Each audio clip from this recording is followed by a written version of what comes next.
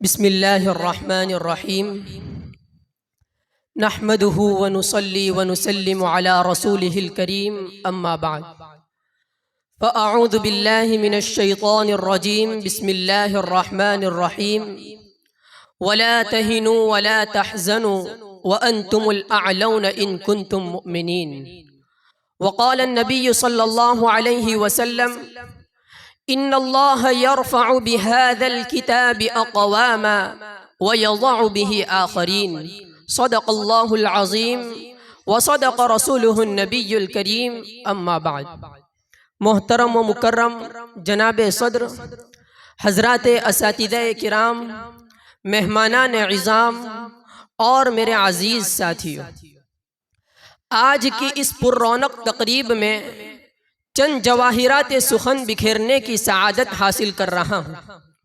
جس موضوع اور عنوان کو اپنے دامن گفتگو کی زینت بنا کر حاضر ہوا ہوں وہ ہے مسلمانوں کے عروج و زوال کے اسباب۔ سامعین دی وقار، میں جب اس موضوع کے ایک ایک گوشے حقیقت پر نظر ڈالتا ہوں تو دل و دماغ کی تمام تر قوت احساس لرزہ برندام ہو جاتی ہے کہ کبھی تو یہ قوم عروج و بلندی کے اس مقام تک پہنچ جاتی ہے کہ تمام اقوام عالم پر اس کی حاکمیت کا پھریرا لہراتا نظر آتا ہے، اور کبھی یہ قوم پستی و تذلل کا شکار ہو کر اس قدر بے وقعت بن جاتی ہے کہ صدیوں اس کی غلامی کرنے والی قومیں اس پر حاکمیت کا جال بچھا دیتی ہے۔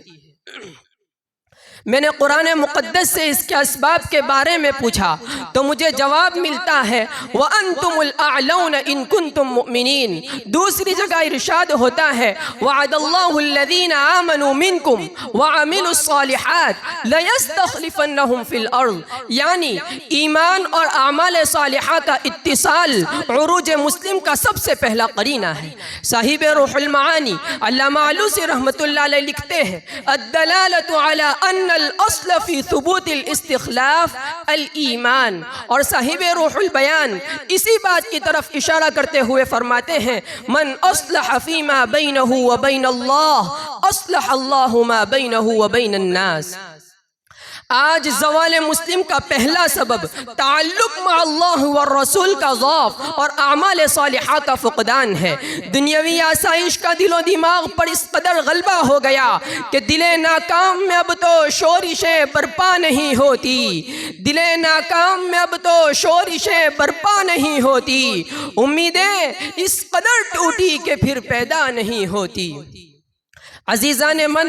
میں جب اوراق تاریخ پر نظر ڈالتا ہوں تو تمام اقوام و مذاہب پر مسلمانوں کے عروج کا ایک سبب ہر محال پر قرآن و سنت کا دامن تھامنا نظر آتا ہے۔ جب بھی کسی طاغوتی فرعون نے انا ربکم الاعلی کہہ کر غلبہ پانے کی کوشش کی ہے تو قرآن و سنت کو ید بیضاء اور عصا موسیٰ بنا کر وقت کے اس فرعون کو نیست و نابود کیا ہے۔ آقا کائنات صلی اللہ علیہ وسلم نے ارشاد فرمایا تھا اذا عظم ان اللہ یرفع بهذا الكتاب اقواما ويضع به آخرین۔ دوسری جگہ ارشاد ہوتا ہے ما دمتم مستمسکین بسنتی ما زلتم منصورین علی اعدائکم، یعنی اگر قرآن و سنت کا دامن تھامنا عروج مسلم کا سبب ہے تو قرآن و سنت کے دامن سے پہلوتی ہی کرنا پستی و شکست کا سبب ہے۔ جب تک دنیاوی تہذیب و تمدن مسلمانوں کے قدموں کی خاک بنی ہوئی تھی، دنیا کی زیب و زینت ان کی آنکھوں کا کانٹا بنی ہوئی تھی، تو اسلام کی ہیبت و بلندی ان کے کردار کا حصہ بن گئی، اور جب دنیا کی ہیبت و وقعت ان کے دلوں کا جزو لازم بن گئی تو پھر پستی و شکست ان کے مقدر کا حصہ بن گئی۔ آقا کائنات صلی اللہ علیہ وسلم کا ارشاد ہے اذا عظمت امتی الدنیا نزعت منها ہیبت الاسلام،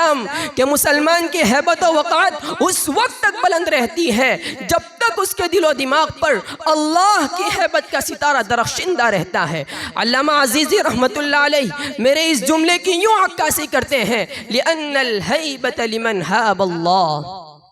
اپنے عروج و بلندی کا وہ عظیم گوہر جو صدیوں کی محنت سے حاصل کیا تھا، اسے چند لمحوں میں کھو کر ہم اس شعر کا مصداق بن گئے۔ آسمانوں کی بلندی چھو گیا مسلم کا تارا،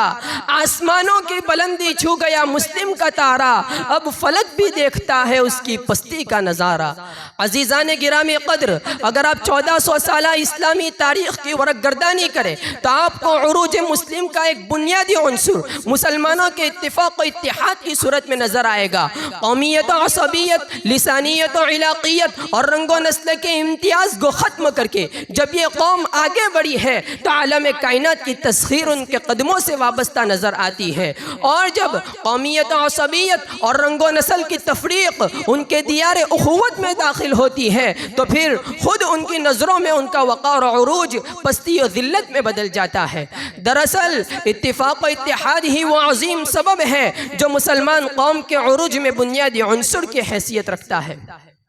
عزیزان گرامی قدر، مسلمانوں کے عروج کا ایک سبب منکرات و فواحش کا سدباب کرنا، یعنی امر بالمعروف اور نہی عن المنکر کرنا تھا۔ حافظ ابن کثیر رحمت اللہ علیہ رقم تراز ہے: السبب فی کونکم خیر امہ هذه الخصال الحمیدہ۔ جب یہ وصف محمود مفقود ہوتا گیا تو آقا صلی اللہ علیہ وسلم کا وہ فرمان عالی شان زوال مسلم کو یوں بیان کرتا ہے: اذا ترکت الامر بالمعروف والنہی عن المنکر حرمت برکت الوحی۔ جی ہاں، عروج مسلم کا ایک سبب اعلاء کلمت اللہ کے لیے میدان جہاد میں عشق و وفا کی روداد سنانا ہے۔ اگر جہاد سے آج دوری پیدا ہوتی چلی گئی تو آقا صلی اللہ علیہ وسلم کا وہ فرمان ذی شان زوال مسلم کو خود متعین کرتا ہے: اذا ترکتم الجہاد فسلط اللہ علیکم الذلہ۔